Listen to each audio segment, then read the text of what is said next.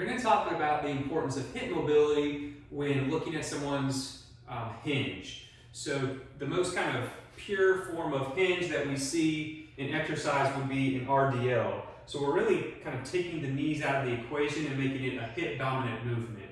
So what we want this to look like is that as the individual bends down, their hips go back in space and they're able to maintain somewhat of a relative relationship between the top of the trunk and the bottom of the trunk. So we're really not looking for a bunch of bending down like we would in a traditional reach down to pick something up off of the floor.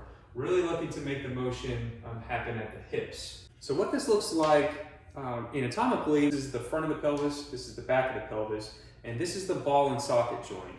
So as an individual hinges, what is happening at the ball and socket joint is hip flexion.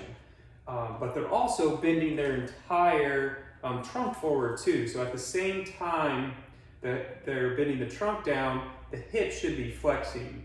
Well, when the hip runs out of room to flex and they're still having to bend forward, what happens is the hip flexion stops. So this angle is going to stay the same, but they're going to continue bending forward because that's what we asked them to do. So what this will look like in real life is that their hands will usually drift out in front of them and they're going to just curve their back. It's not inherently bad, but what it does is it gives me one little piece of info that maybe they're having difficulty getting flexion at that hip. So then the next question is, well, how else can we look at this and what other findings might help me rule in or out potential hip mobility deficits?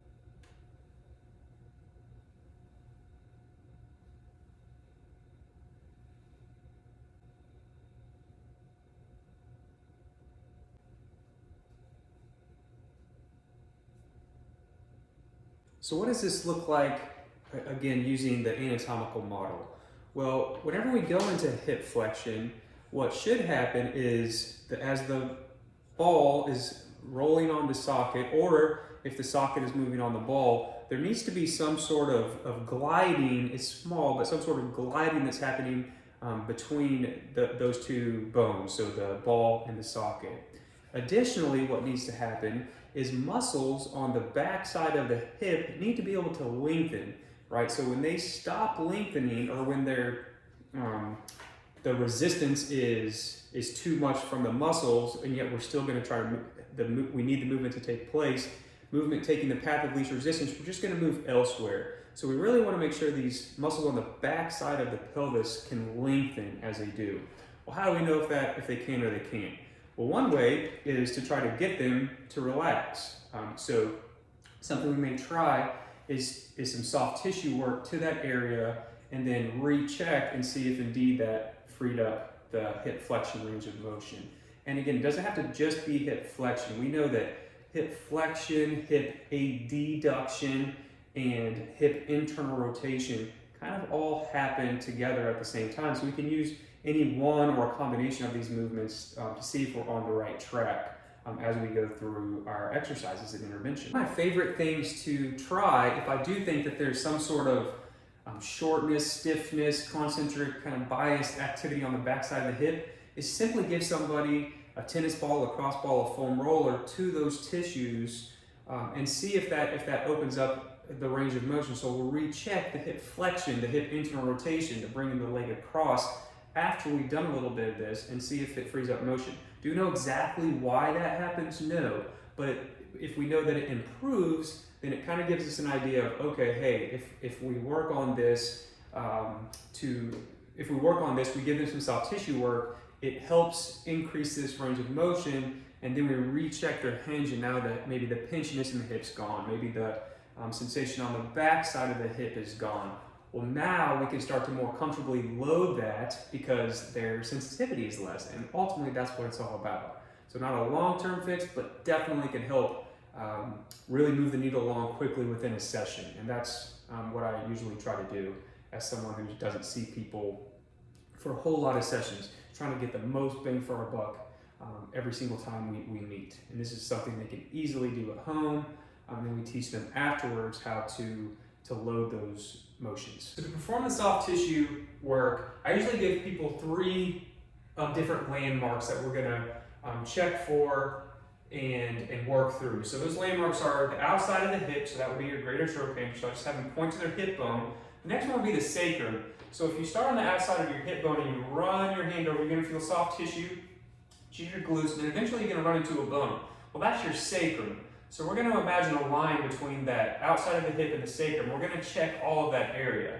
The second part of that, the other landmark, would be the outside of the hip bone, and as it goes, if we run our hand again down that soft tissue, you're going to eventually reach bone, and that is the bone you sit on. So all of the muscle, soft tissue that run in between those landmarks are what we're going to be checking with this lacrosse ball. Depending on the person's symptoms, as we're going through, we want to note areas of sensitivity, but we don't want, this drastic increase in pain. The whole purpose of it is to get things to relax. So I usually say, if the tenderness that you find, is kind of that bad, good type of pain and you can breathe through it, great. If you feel like you're just holding on and you can't relax, it's probably a little bit too much, and we'll just find different strategies to help offload it, still work that area, but offload it enough where it's tolerable, you can breathe through it, and those tissues can actually relax and lengthen, which is what we are after. So we'll get the lacrosse ball. This is a yoga tune-up ball. I love it because it's not so hard like a lacrosse ball. It's a little bit more forgiving. A tennis ball sometimes work well. And then if they don't have any of those, then we'll use a foam roller. The foam roller, unfortunately, is flat, so it doesn't quite give that inward pressure, but still can work great initially. So we'll take the ball, we'll find our landmark, start on the outside of the hip, we'll roll on top of it, and we're, again, just exploring between those landmarks. When we find an area, we're going to hold that area.